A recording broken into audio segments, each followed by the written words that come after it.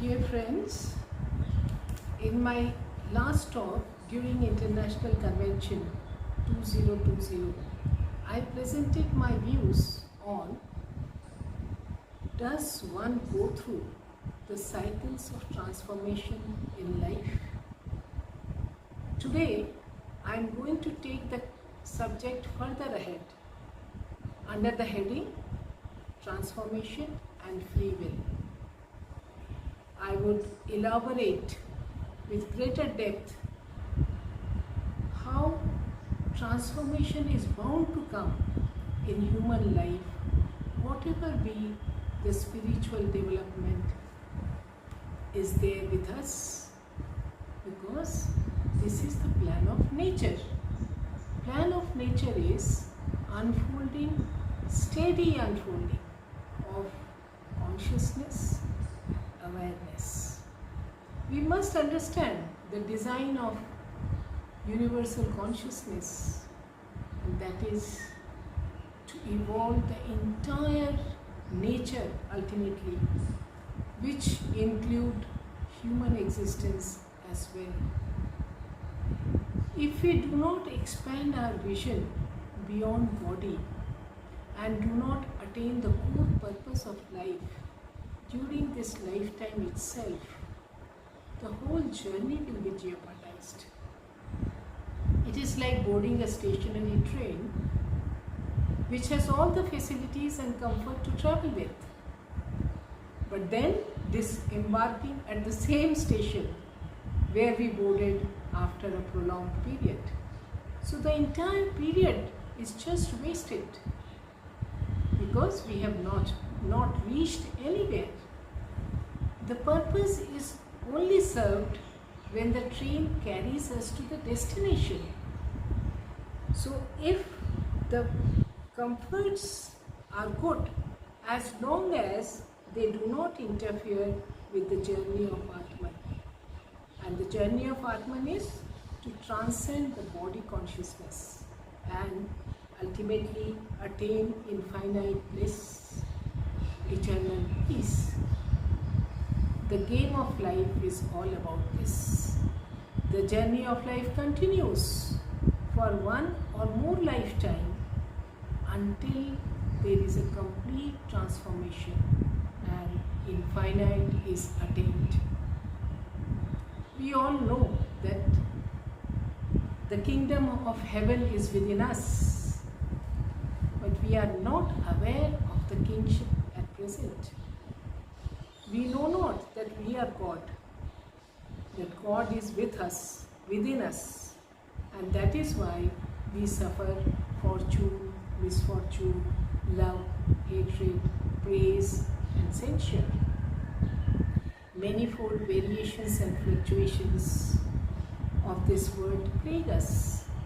But the moment we realize the God within, the moment we experience the Almighty within, all these external changes do not affect us. We remain calm and composed, reveling in our own self. This is the ultimate transformation for which we have taken this journey of life again and again. Human being is mindful. It has the power to align with unseen, the subtle hand of divinity. We can choose to remain at a lower level of consciousness, that is eating, drinking, and remain totally engrossed in the sense gratification. We can, on the other hand, we can soar to the higher level of consciousness where we can find perfect balance in every set of circumstances. So we have a choice to live an ordinary life and suffer, or live an enlightened life and remain blissful. Enlightened life is attainable by exercise of choice and action with awareness.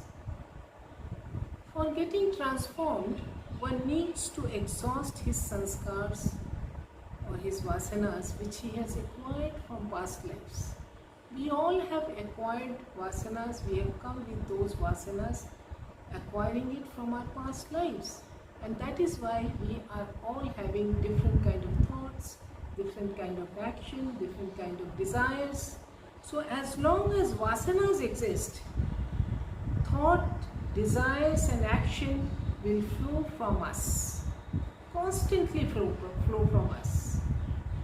Desires, thoughts and actions, they emanate from vasanas as the sound emanates from the etchings of the record. It seems as though we have no choice but to act according to our vasanas. But it is not so. Man alone amongst all living beings has the choice of action. Other living creatures, they are denied this freedom of action apart from their inherent nature. For instance, tiger is ferocious. It can never be kind and peace-loving. It must strike and kill. Whereas cow is mild and meek by nature. So even if they desire, there is no scope that they can change their inherent nature. So following its choiceless pattern of life, therefore, animal neither evolves nor devolves consciously. It has taken birth just to exhaust its vasanas in the realm of activities in which it is born. For animals, it is only bhog ki yoni. They tread the beaten path. Unlike animals, man has a choice of action. We could be more beneficial to the society or could be extremely harmful. Unlike animals, we can consciously exhaust our vasanas and or sink to the lower level of degradation. So choice is ours. This choice of action is available with man. This choice of action is rendered possible because he possesses a unique faculty called self-effort, which is also known as purusharth or free will. Self-effort gives us the freedom of independent action regardless of nature of our vasanas. Our present vasanas arising out of prarabdha or sanskar set a broad pattern for our life, but through self-effort we can modify or change that pattern. This is the prerogative which man alone enjoys. There are some evolved souls who come on this earth just to guide the masses to the path of spiritualism, like Sri Ramakrishna Dev, Sant Kabir. They came as an enlightened soul, as a transformed being, but majority of us are in the realm of darkness and suffer multitude of external pressure, sorrows and frustrations. We tend to ignore the deeper standard, cherished ethics and ultimate objective of life. These lead us to a hollow, meaningless existence where we squander precious days, months and years. We live under the shadow of fear, and sometimes we are under tremendous pressure, tremendous stress to protect what we already have. Here comes the role of self-effort or free will to rediscover the original path of spiritualism. Through self-effort, one gradually advances in this path, and there begins a silent transformation within. Vedanta also requires our commitment to inner transformation. For inner transformation, meditation is the only technique. It is the only scientific technique through which we can exhaust all our vasanas, all our thoughts, desires, action emanating from vasanas. To be honest, today's mind of today's world is in a chaotic state, and agitated mind is not fit for meditation. Purity of mind means making ourselves free from all clingings and cravings for the objects of this material world. Today, human existence is limited to petty desires and decadent striving. Though human beings desire to elude sorrow and restlessness, perhaps he does not know the way out. He must understand that he has to use his free will, self-effort to get out of this mess. For rescuing himself from this delusion, when he makes sincere effort to charter his life in the unknown territory of spiritualism, bringing yam, niyam, asana, pranayam, etc. in his daily routine, he starts moving beyond the mundane existence of this world.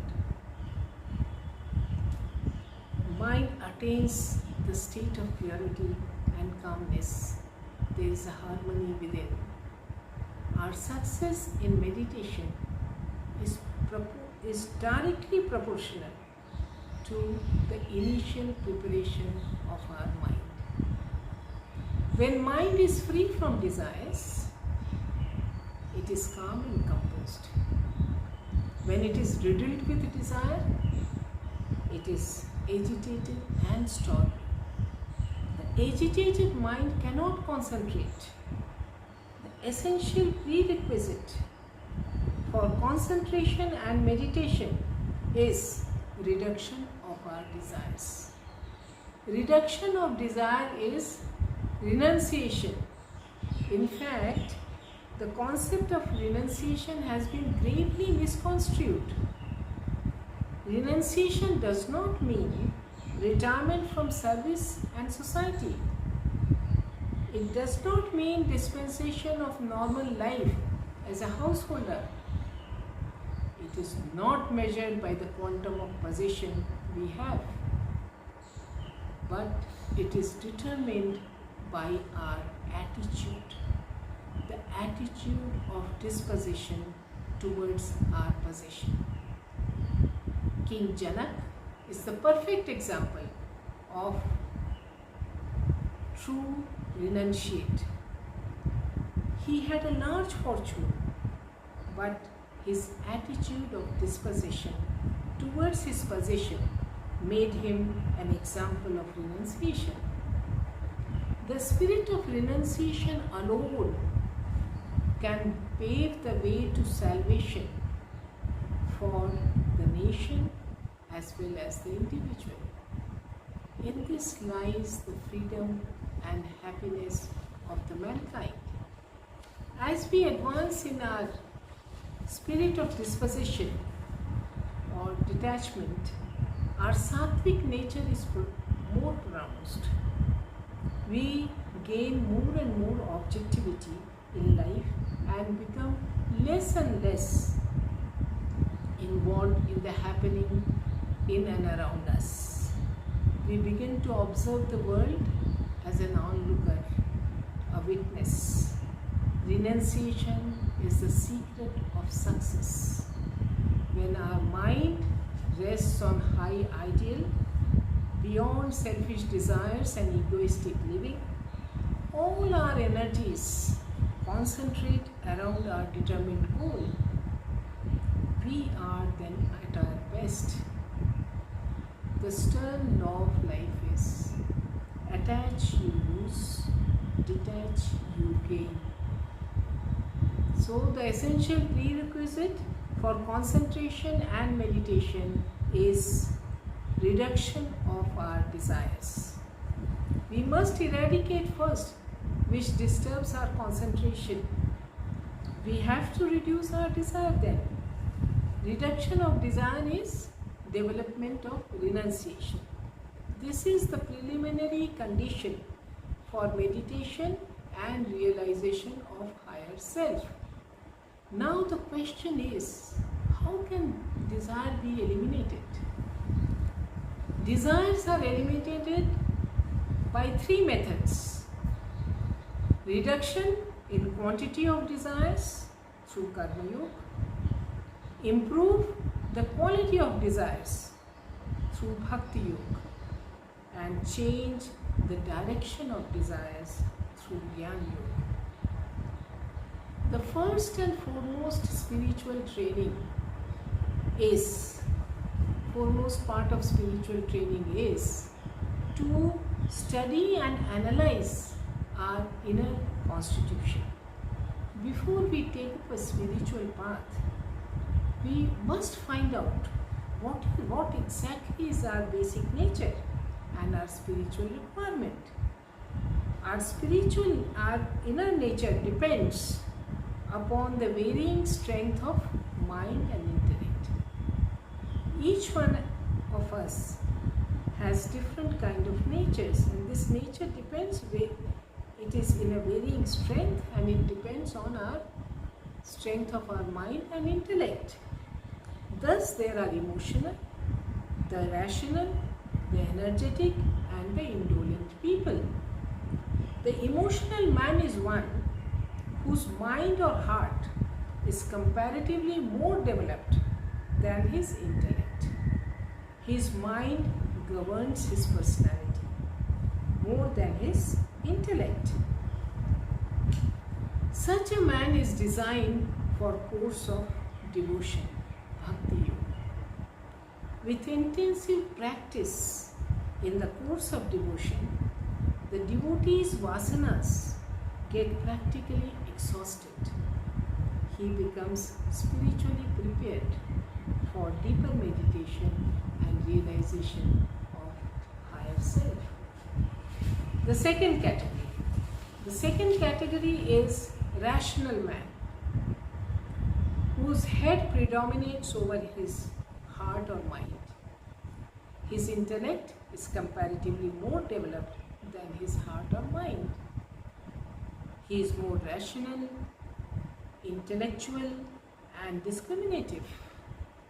A man of such caliber is suited for the course of knowledge, Jnana Yoga.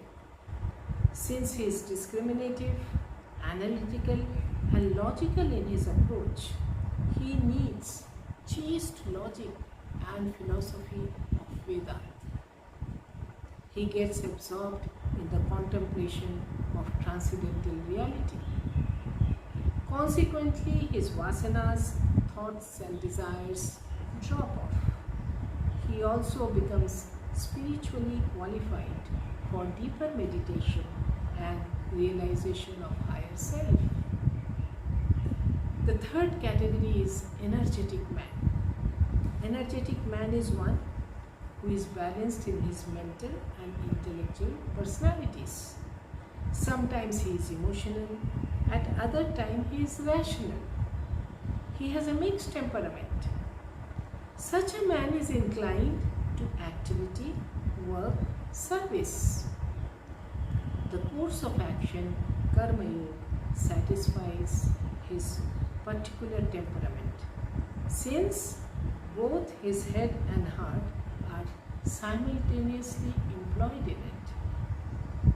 With his mind, he may dedicate his activities to the Lord of his heart, while his intellect is constantly aware that his supreme self is behind each and every activity.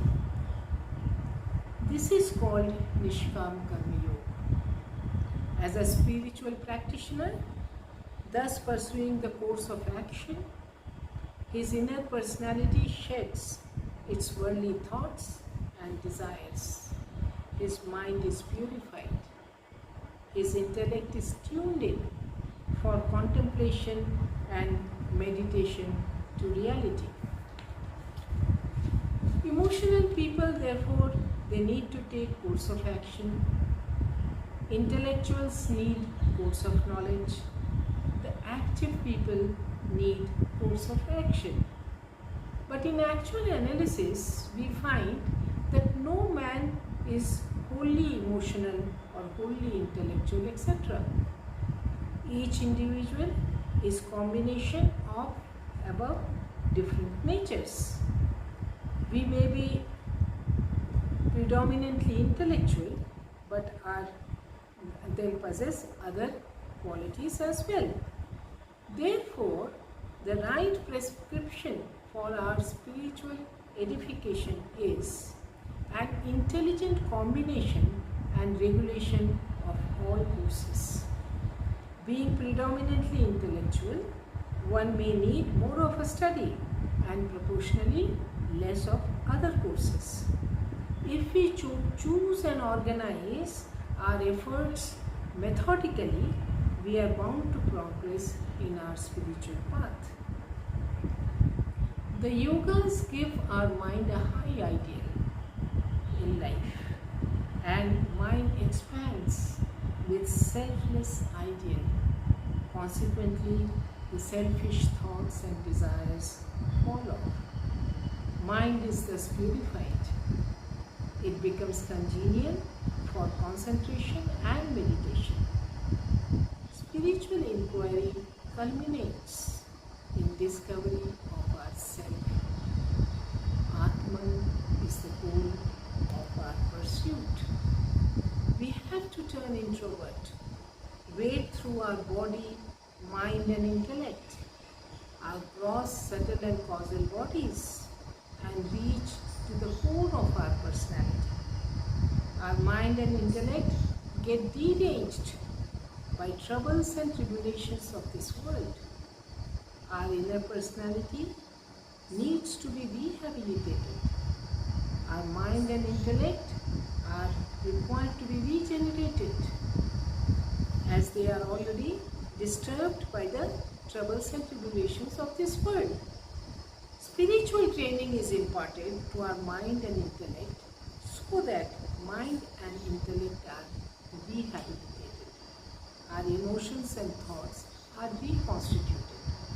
Spiritual study and reflection help us to purify our mind and strengthen our intellect.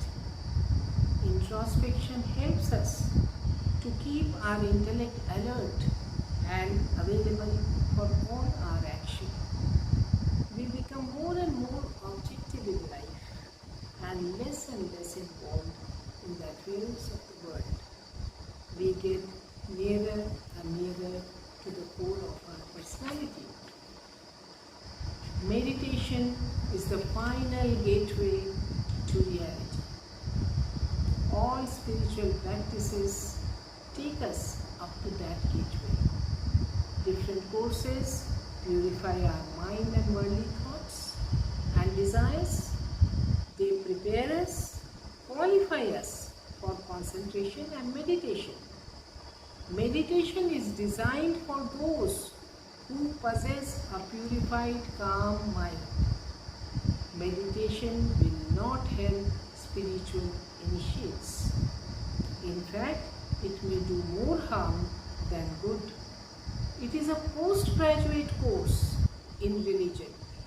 We don't start with meditation, we end with meditation. Before we plunge into meditation, there is a lot of ground to cover. The above mentioned courses of Bhakti, Gyan and Karma Yoga help us to cover that ground, provided we choose them according to our personal need through self-effort or free will. Without such preparation, the practice of meditation is like trying to run before one can crawl. Few realize that meditation is a highly technical course. It is a specialized art and skill. The mind requires initial processing and preparation.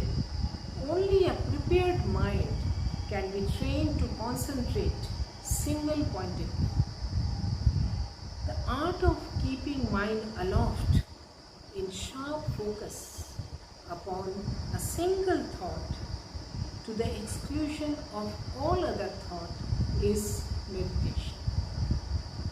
When we are on the path of meditation and we practice it in our daily life, we become more cheerful, more tranquil, and more objective in life. Anger, hatred, and restlessness get controlled and ultimately vanish. This is the test of correct meditation. The greatest help to spiritual life is meditation. Through meditation, we succeed in divesting ourselves of all material conditions and realize our divine self. The seeker finds that his life is set on a new trajectory and it is moving in the right direction to achieve the core purpose of his life. However, ultimately it is only through divine grace one experiences complete transformation within and merges with the universal consciousness. In the words of Swami Vivekananda, those who are pure always in body, mind and speech, who have strong devotion, who discriminates between real and unreal, who persevere in meditation and contemplation, upon them alone the grace of Lord descends. Sri Ramakrishna used to say sometimes, do rely on him, be like a dry leaf at the mercy of wind. And then again he would say, the wind of his